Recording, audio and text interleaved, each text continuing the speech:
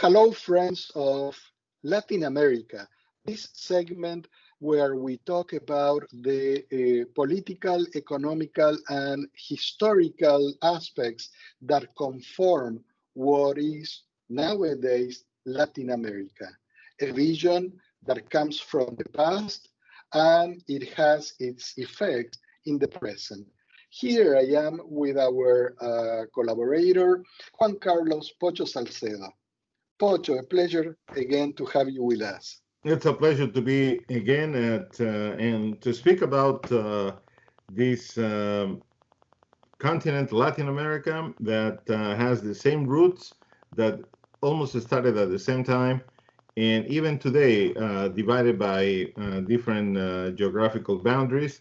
We have realized that the boundaries are very artificial and that still a very compact in many ways culture and a region with just about the same challenges, opportunities, and the same victories.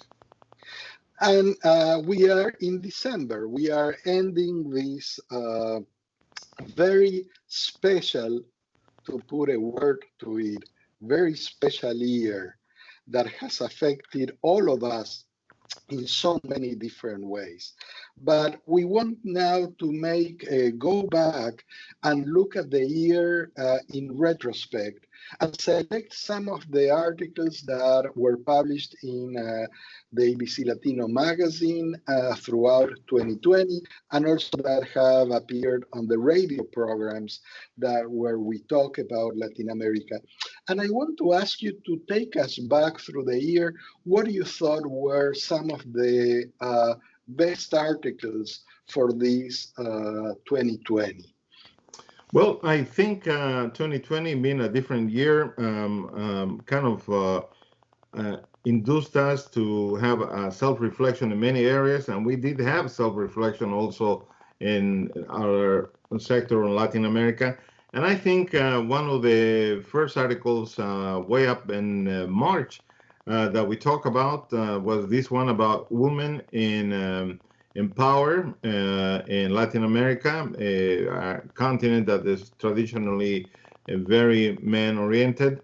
But there were a good handful of women that were presidents of nations and that directed and that were responsible for assuming their mandates in very difficult times, and not only as presidents but also as women were at large, very exemplary in their work and their results. That's true. And let's remember that there have been 10 women president in Latin America, some of them for 2 periods. That's a lot. That's a contradiction in itself coming from Latin America, and it's a lesson to the rest of the world. And I'm adding to the list because in March we didn't have in the list Janine Áñez in Bolivia, but she served as president for 10 months until the recent elections in Bolivia. Very interesting. Let's listen a little bit to what we talked about way back in March, okay? Sure. And one characteristic of Latin America from all other regions in the world is the fact that in the last 40 years, Latin America had 10 women presidents of their countries. 10. 10. Some of them for 2 periods of government. Unique in the whole world.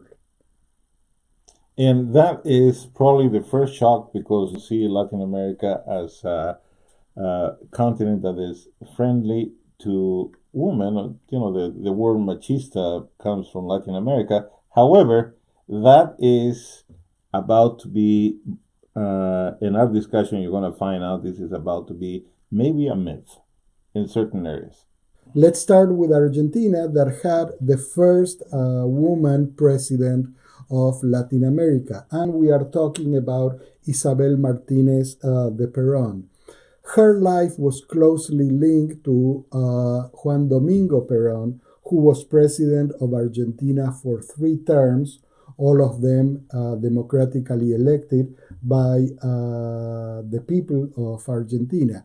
In his 3rd term as president, he dies, and in 1974, she assumes the presidency of the country. She was the vice president at the time. And let's go from Argentina to a little bit north to Bolivia.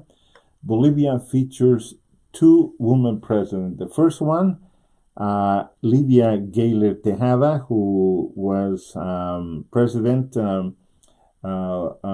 for interim president for a couple of years in 1979 to 1980, actually 1 year. And she was in the midst of issue having to do with the presidency, the elected president, Walter Guevara Arce, had to resign, and she became the president. And she was also deposed by a coup d'etat run by the army at that time. And she had a relationship with the United States because many of you perhaps remember Raquel Welch, is aunt of Raquel Welch, and they had a relationship over a period of time. That was the first president. The second president, woman president in Bolivia, just assumed in November of 2019. She, Mrs. Áñez, Janine Áñez, she is also in a transitory capacity until new elections are called, although she also is running for those elections. Elections going to take place in May of 2020. Yes, and the interesting thing about Ms. Yanes is the fact that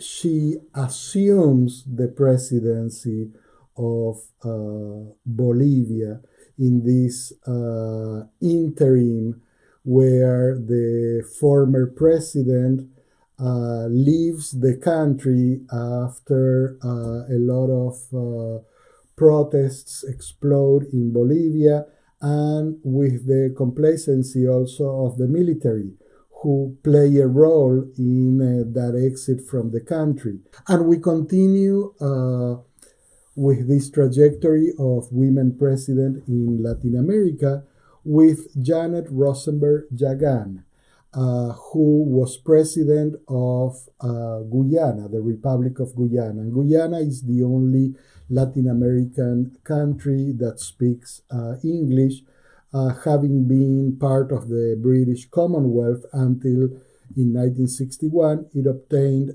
its independence.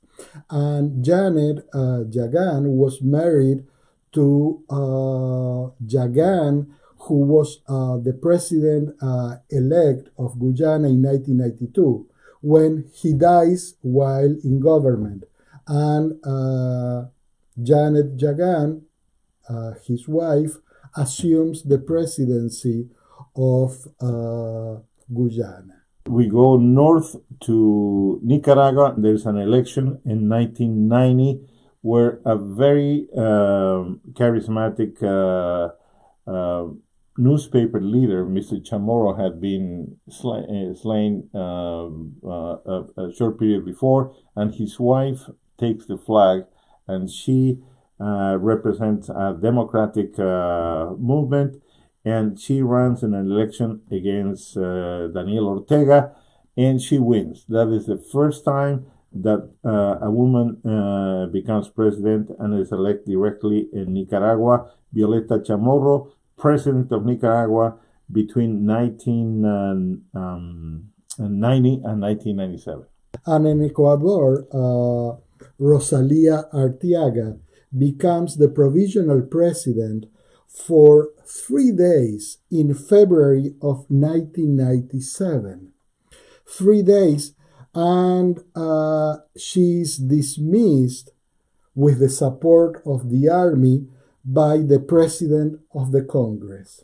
Well, then let's talk about Mireya Elisa Moscoso Rodriguez, president of Panama in 1999. She wins the election in Panama, and it is during her administration that finally all the process to return sovereign control over the Panama Canal goes from the United States to Panama, a process that was started by Jimmy Carter, and it is completed by Mireya Elisa Moscoso, first president of Panama. And we continue now once again to Argentina, where Cristina Fernandez de Kirchner became president of Argentina in 2007, and she was thereafter re-elected in 2011, serving for 2 consecutive terms. Well, we'll talk about now Costa Rica. Costa Rica in 2010 elects her first woman president, Laura Chinchilla. Laura Chinchilla had been vice president to Oscar Arias Sanchez, and then on her own in February of 2010, she won an election, and she was the president of Costa Rica from 2010 to 2014, Laura Chinchilla. Yes, and from Costa Rica, we go to Brazil, where Dilma Rousseff was president of Brazil in 2010. She followed the government of Lula Inácio da Silva and became the president for 1 term. And she was also fought against or combated by the opposition, by the media. And let's remember that, in a sense, when she was going to present herself for re-election, she's ousted really by the opposition. Now, it being in the southern part of Latin America, we talk now about Chile. Chile had as president for 2 terms Michelle Bachelet. Chile comes back to a formal democracy. Bachelet is elected not only once, but is elected in 2 opportunities. And today she is the High Commissioner of Human Rights of the United Nations. And Pocho, what do you think from all these women and their participation in the destinies of the Latin American countries? Do you have anybody that you think stands out or that called your attention in a special way? Well, I am been thinking about it. I think if we go back in history, even not only presidential opportunities, but also women that were leaders in the revolutionary period, women that were not presidents, like Eva Perón, that had a tremendous impact in a nation. So I will say that leadership of women in Latin America, believe it or not, has been strong. And they are, for me, difficult to pick 1 or 2 because there are so many that responded to the needs of the country, and they were really right there, assuming positions of leadership under very difficult conditions, most of them. What do you think? In your case, do you have a couple of names in particular or more? Well, it's difficult, as you say, but there are 2 two women presidents in Latin America that I would like to bring forth because not only because they both served 2 terms as presidents of their countries, but also because they keep acting in public life even now after they have left the presidency of their respective countries. And I'm talking about Michelle Bachelet from Chile, who currently is the Commissioner for Human Rights for the United Nations. And she served twice as president in Chile. And nowadays, she's still committed to this vision of Latin America, this vision of Patria Grande through human rights, the respect for human rights. And his work in the United Nations, as we all know, is very important. The other woman that served twice as president is Cristina Fernandez de Kirchner from Argentina, who currently is vice president of the country. And not only she's relevant, but she's giving us a lesson in what it is to be politically active, but staying back in a world where we see presidents or governments where there are prima donnas and prima figures that always want to stand out and be there in front of everybody. She has shown us with this position nowadays as vice president what is to be active in politics, staying back. Okay, so those are my visuals, but very Good good choices. articles. Okay, Good choices. so let's go through all the 2020. What's the next article that you would pick up to talk about nowadays? I don't know if you agree with me, but I also want to point out a very particular leader from a small nation in Latin America that has served the country, his country, very well, and that has become a voice, a strong voice beyond the constraints of geographical constraints of of his own country. I'm talking about Pepe Mujica. Pepe Mujica became from being a guerrilla member of one of the factions to become a defender of democracy and a very, very different president that was consequent with his calling and that left a huge footprint in Latin America. And I think I see him from conference to conference around the world, so his voice is very amplified. That's very true, and until very recently, acting as a senator for his party in the Uruguayan parliament.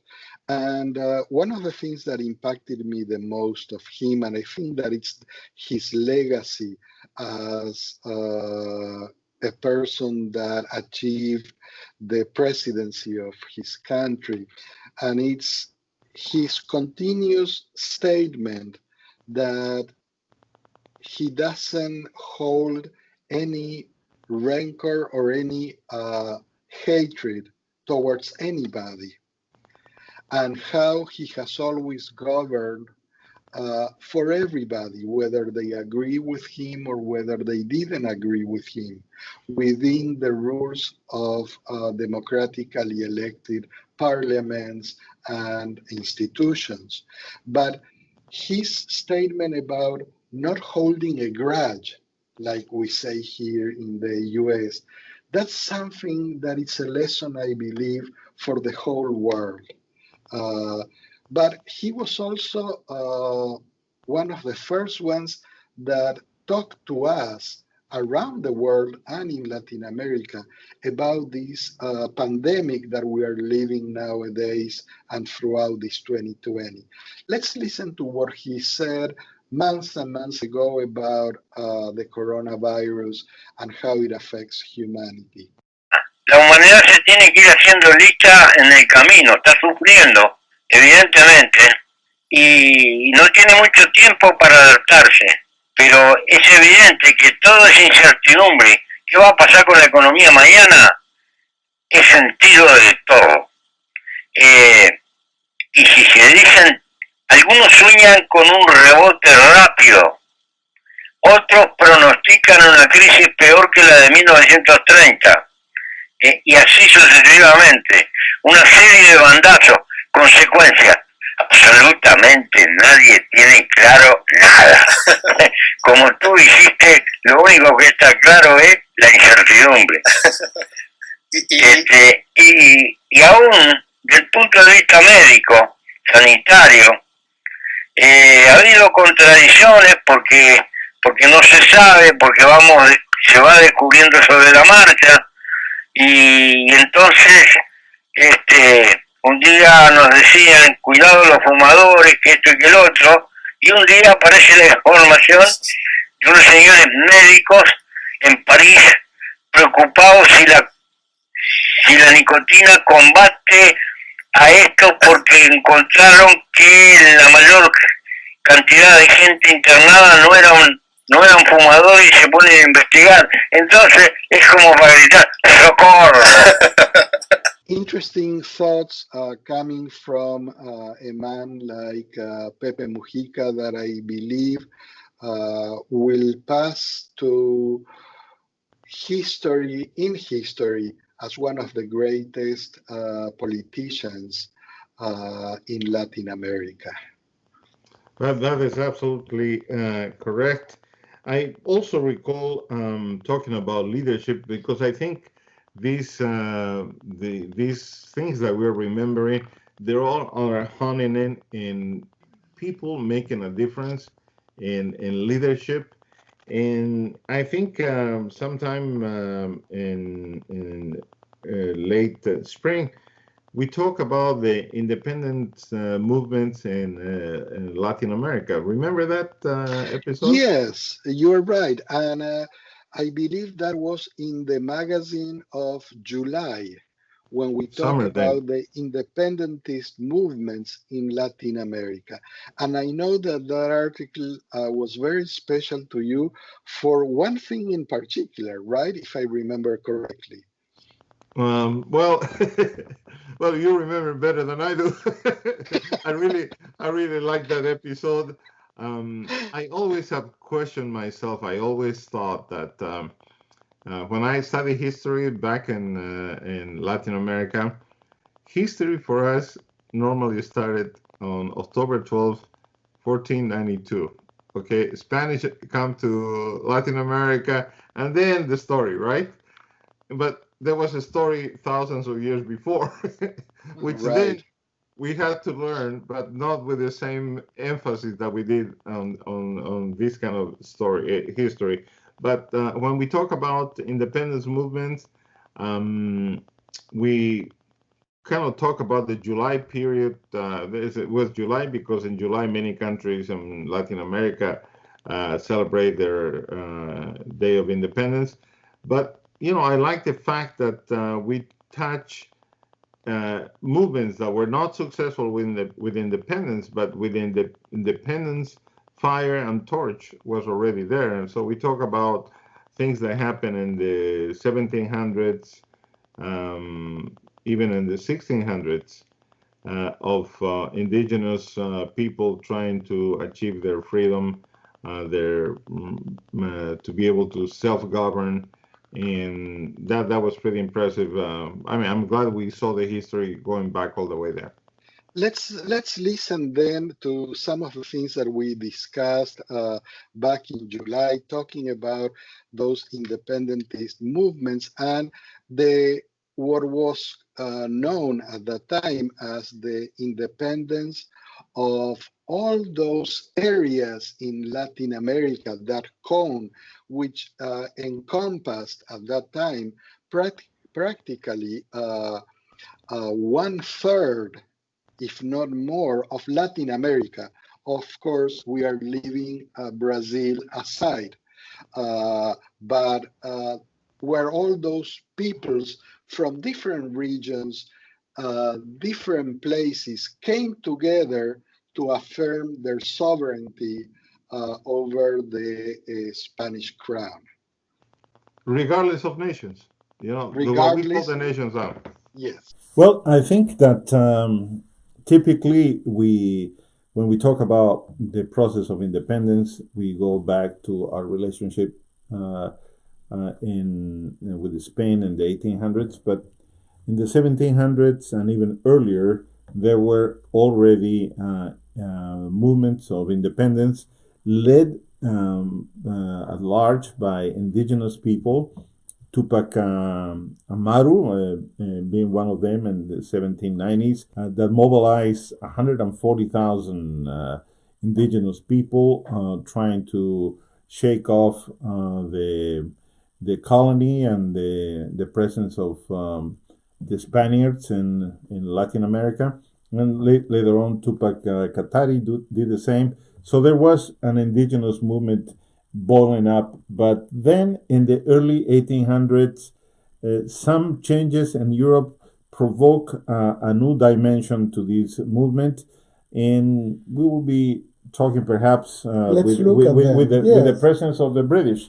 And the interesting thing, at least to me, when I was relearning the history of our Patria Grande, is that the actual republics that we see nowadays are not the product of that independentist dream from our forefathers. They are not. What the current countries mark is the failure of the dream of our forefathers. How interesting what we were talking back in July about the independentist movements in Latin America. Certainly a long way still to go to achieve that vision of Patria Grande. But I think that we are on the way.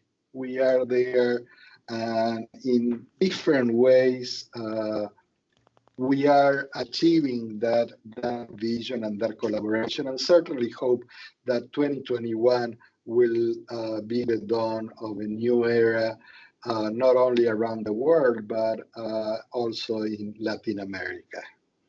Well, we started that way, We started as one Patria Grande. That's true, and like always, life goes in a spiral.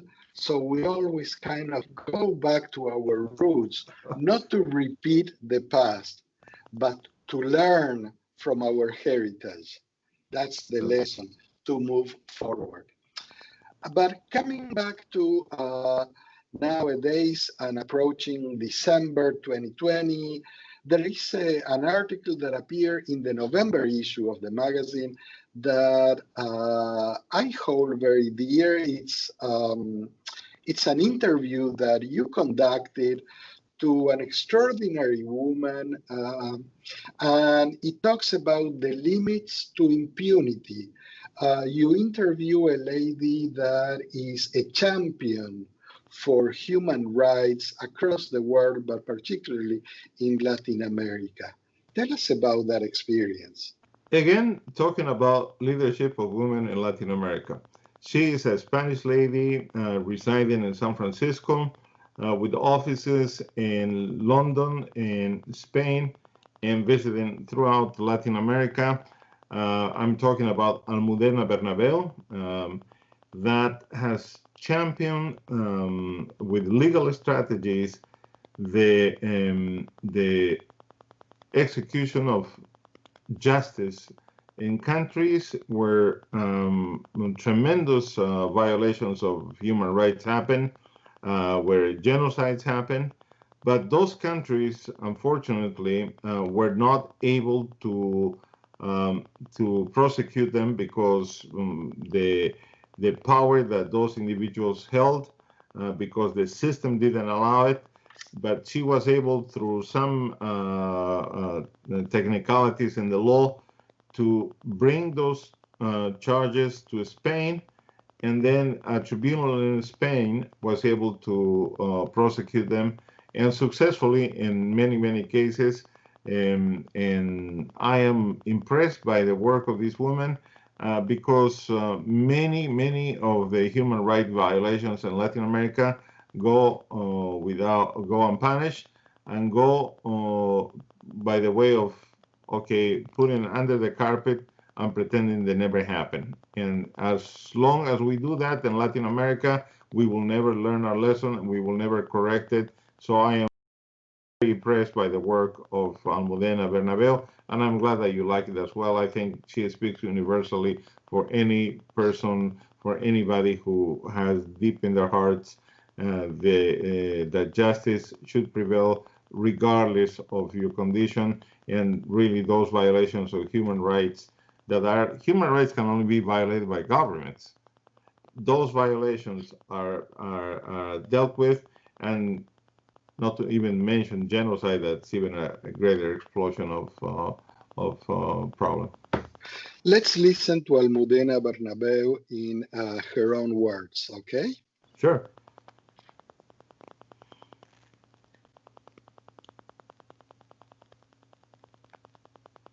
Certainly, Pocho, an example, this of Bernabeu and her work for all of us, for the whole world, really, in terms of human rights. And this is how we arrive to December 2020, this very, very strange year indeed. And I think that we cannot escape mentioning the elections that just took place in November in the United States, very contentious, very difficult, very painful sometimes to even follow. And my question to end this year of Patria Grande of Latin America, my question is, we have a winner. We have a winner of the elections. But really, does it matter what party is in government? Does it really change the policies towards Latin America that much? Or the policy is one towards Latin America, no matter who governs, Democrat or Republican? Well, somebody said that the United States with a bi-party system, Democrats and Republicans, two different wings, are the wings of the same bird. So the bird is not going to change. I believe that the emphasis might change, but really, I don't think there's going to be a huge development. Perhaps the situations in Venezuela are immediate crisis that my approach might change some, and the situation with Cuba perhaps. But the same question that we're asking, Rob, how is the Latin American or the Latin vote going to be? Yeah, that was the question during the elections. Who are the Latins voting for? And that was the same perspective that maybe Latin America is a monolithic bloc in the elections, which it shows it's not over and over again. And also, I think in Latin America, the relationships with the White House are different from nation to nation. The needs are different, the agendas are different. But overall, I don't think it will change. Perhaps common denominator will be the desire to take back the void that the United States left when in early this century they changed the focus from everything to only terrorism, and China filled the void that the United States left in the US, in Latin America. Mm-hmm. And I believe that, and I hope at the same time, my hope is that when the pollsters and from both parties start analyzing how the elections took place here in the United States with respect to the Latin vote, they will finally come to understand that the Latin vote is not a homogeneous block, and that you cannot approach it in one way. You cannot approach it top down. You cannot take for granted how they behave. And you really have to understand the nuances of the different Latin groups. We all speak Spanish, but there are a lot of nuances. Sure. There are a lot of grays. It's not black or white. There are a lot of grays, or we are talking about Latin America. There are a lot of colors, because Latin America is that, colors. There are a lot of colors. And I think that, I hope that that will be also applied to foreign policy, that they cannot have a monolithic view of Latin America, but they have to understand the variety of colors that is Latin America. And in this way, Pocho, I think that we say goodbye to 2020, and we'll meet again in this 2021, where I truly hope from the bottom of our heart here at ABC Latino that all of you will have a better life. Well, it's been a journey, and I'm glad that our audience walked the journey with us. And from month to month, we had the opportunity to have this dialogue. It is somehow unusual that two guys from Latin America will sit in the United States and look back at their Patria Grande with experience of living in a different nation, but seeing from afar a single nation, a single patria, with the same needs and with the same aspirations. All the best for 2020, and I hope this is a year of dreams that are fulfilled. Thank you. And with this, ciao. Adios.